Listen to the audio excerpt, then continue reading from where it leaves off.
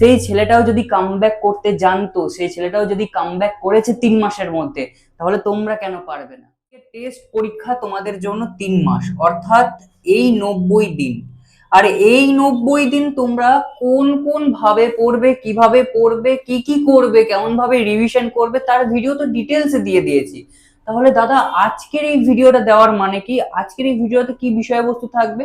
কিছু পড়ার মধ্যে আমাদেরকে বদল আনতে হবে, যে বদলগুলো অবশ্যই আমাদের মাধ্যমিক ফাইনালের জন্য খুব কাজে দেবে। ঠিক আছে, তো আজকের এই কয়েকটা বদল নিয়ে তোমাদের এই ভিডিও। অবশ্যই ভিডিওটা প্রথম থেকে শেষ পর্যন্ত দেখবে। যে যে বিষয়গুলো, যে যে পয়েন্টগুলো তোমাদের বলে যাব, সেই পয়েন্টগুলো একটু মনোযোগ সহকারে দেখে যাবে।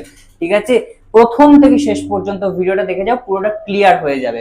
আজকের ভিডিওটা ভালো লাগলে অবশ্যই লাইক, শেয়ার, কমেন্ট করতে তো একেবারেই ভুলো না। চ্যানেলে নতুন হয়ে থাকলে অবশ্যই চ্যানেলটিকে সাবস্ক্রাইব করে দিও। ফার্স্ট যে পরিবর্তনটা আমরা আনতে চলেছি সেটা হচ্ছে নোট লেখার ধরন।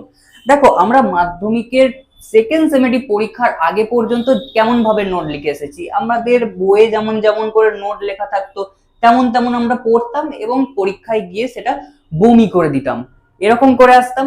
কিন্তু এবার আমাদের সেটা পরিবর্তন করতে হবে। কি করতে হবে? আমাদের এখন থেকে এই 3 মাস থেকে কিভাবে নিজে থেকে নোট লেখা যায়, কেমন ভাবে নিজের ভাষাতে নোট লেখা যায়, হিস্টোরিক্যাল টপিক দিয়ে কেমন ভাবে নোট লেখা যায়, সেইগুলোকে শিখতে হবে। আচ্ছা দাদা, এগুলো শিখে কি লাভ? আমরা তো সেকেন্ড সেমেস্টার পরীক্ষাতে ভালো রেজাল্ট করে এসেছি। দেখো, ফাইনাল পরীক্ষা আর সেকেন্ড সেমেস্টার পরীক্ষা তো আমরা সকলেই জানি, এটুকু কমন সেন্স আমাদের সকলের রয়েছে যে এক জিনিস নয়, আলাদা জিনিস, সেখানে আলাদা রকম প্রশ্ন আসবে। তো সিচুয়েশন আমাদের হাতে কিন্তু নেই ভাই, সিচুয়েশন অন্যদিকে কিন্তু ঘুরে যেতে পারে। সেই সিচুয়েশনকে কন্ট্রোল করার জন্য, সিচুয়েশনকে ঠিক রাখার জন্য, সিচুয়েশনের মধ্যে তোমার যাতে ভালো রেজাল্ট তুমি করতে পারো, সেই জন্য কিন্তু তোমাকে এখন থেকে খাটতে হবে। ধরো সমস্ত সাজেশন এইবারে ফেল করে দিল, এমন কঠিন প্রশ্ন দিয়ে দিল, এমন ঘুরিয়ে প্রশ্ন দিয়ে দিল, তোমাদের পেন লেখার জায়গা নেই, পেন নড়াবাড়ার জায়গা নেই। এরকম যদি সিচুয়েশন ক্রিয়েট হয়ে যায়, তখন তুমি কি করবে? তখন তোমাকে নিশ্চয়ই একটু ভাবনা চিন্তা করে, নিজের ভাবমূর্তিটা প্রকাশ করে, নিজের ভাবনার শক্তিটা দিয়ে তোমাকে লিখতে হবে। তো সেই লেখার প্র্যাকটিসটা যদি আমরা এই 3 মাস থেকে করতে শুরু করি, তাহলে হয়তো আমাদের একটু সুবিধাই হবে, তাই তো? যে বদলটা আনতে হবে সেটা হচ্ছে নোট লেখা প্র্যাকটিস, অর্থাৎ তুমি কিভাবে নিজের ভাষায় নোট লিখবে সেইটা তোমাকে এখন থেকে কিন্তু ভাই প্র্যাকটিস করতে হবে, এবং এই 3 মাসের মধ্যে তোমাকে সেটা আয়ত্ত করতে হবে। দ্বিতীয় যে পরিবর্তনটা আমরা পড়ার মধ্যে রাখবো সেটা হচ্ছে অত্যন্ত গুরুত্বপূর্ণ এবং পরীক্ষার ক্ষেত্রে খুব কাজে লাগবে। সেটা হচ্ছে একমাত্র তোমার টাইম ম্যানেজমেন্ট। তোমার কাছে যদি সমস্ত প্রশ্ন অ্যাটেন্ড করার সক্ষমতাও থাকে, তুমি যদি টাইম ম্যানেজমেন্টটা না পারো, তাহলে কিন্তু ভাই তোমার নাম্বার সেখানে গেল। আচ্ছা দাদা, টাইম ম্যানেজমেন্ট করে কি করব? আমরা তো পরীক্ষা দিয়ে এসেছি সেকেন্ড সেমেস্টার, খুব ভালো করে পরীক্ষা দিয়ে এসেছি। তোমরা এই যে ধারণা করছো না, এটা কিন্তু তোমাদের টেস্টে ভেঙে যাবে। তারপর তোমরা বুঝতে পারবে যে টাইম ম্যানেজমেন্ট কেন তোমাদের দরকার, টাইম ম্যানেজমেন্ট তোমাকে কেন করতে হবে। ঠিক আছে, তো এখন থেকে পুঙ্খানুপুঙ্খভাবে সমস্ত প্রশ্নের পেছনে কত নাম্বার দেবে, কত সময় দেবে, কতক্ষণ ধরে একটা প্রশ্নের উত্তর লিখবে, সেই সমস্ত ভিডিও ডিটেলসে করে দেওয়া হয়েছে, দেখে নিতে পারো সময় থাকলে, সেগুলো অবশ্যই তোমার কাজে লাগবে। তো সেইভাবে টাইম ম্যানেজমেন্ট করতে শেখো। আর টাইম ম্যানেজমেন্ট যদি করতে না পারো, তাহলে কিন্তু ভাই তোমার পরীক্ষার হলে সমস্যা রয়েছে। একটা রুটিন প্রয়োজন, আর আমরা যদি এই রুটিনটাকে ভালো করে মেনটেন করি, অর্থাৎ থার্ড পরিবর্তন যদি আমাদের পড়াশোনার মধ্যে আনতে পারি, তাহলে কিন্তু আমাদের পড়াশোনাটা অনেকটাই বেস্ট হবে, অনেকটাই কোয়ালিটি বেটার হবে। বোঝা গেল? তো এই রুটিন মেনটেন করতে গেলেও অনেক সমস্যার তোমাদের সম্মুখীন হয়।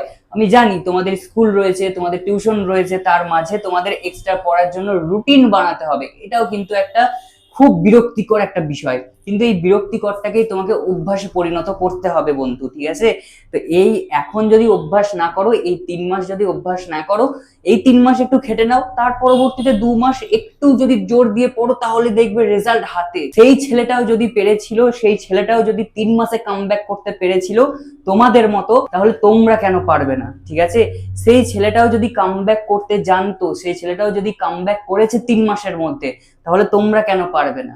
ঠিক আছে, তোমরাও অবশ্যই পারবে সেই ছেলেটার মতো। তোমরাও পারবে যে বিষয়গুলো বলে দিচ্ছি সেই বিষয়গুলো একটু মেনটেন করে চলো, তাহলে আর কোনো বিষয় তোমাদেরকে বিভ্রান্তি সৃষ্টি করতে পারবে না। ঠিক আছে, এই বিষয়গুলো একটু মেনটেন করে চলো। টাইম ম্যানেজমেন্ট ছোট্ট ছোট্ট বিষয়, কোনো বড় বিষয় নয়। এটা যে শুধুমাত্র ইতিহাসের প্রতি খাটবে সেটাও নয়, তুমি বাংলার প্রতি কাজে লাগিয়ে নাও, তুমি অঙ্কর প্রতি টাইম ম্যানেজমেন্ট খাটিয়ে নাও। সমস্ত বিষয়ের ওপর টাইম ম্যানেজমেন্ট কেটে যাবে, সমস্ত বিষয়ের ওপর তোমার রুটিন কেটে যাবে।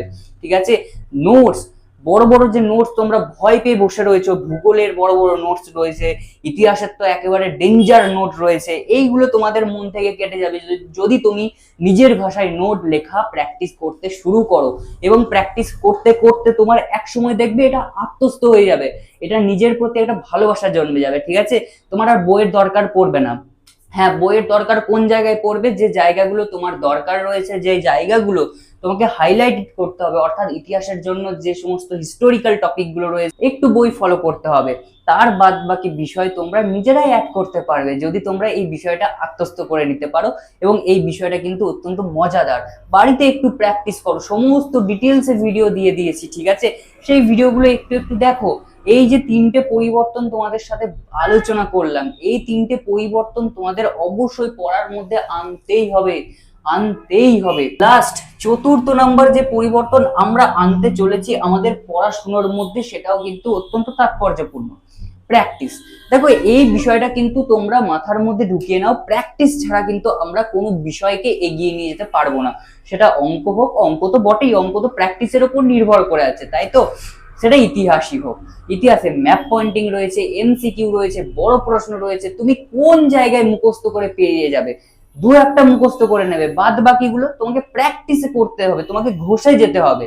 ঠিক আছে, তো এই প্র্যাকটিসটা আমাদের যেন কোনোভাবে বাদ না যায়, পড়ার মধ্যে এই পরিবর্তনটা আনতে হবে। 4 নম্বর পরিবর্তনটা কিন্তু অত্যন্ত গুরুত্বপূর্ণ বিষয়।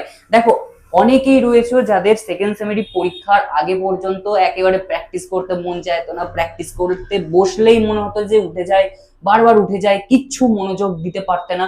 কিন্তু এখন নিজেকে একটু বোঝাও, নিজেকে একেবারে একেবারে ফেলে দাও, প্র্যাকটিসে একেবারে নিজেকে মেতে দাও। ঠিক আছে, এমন ভাবে তোমাকে তৈরি করতে হবে নিজেকে।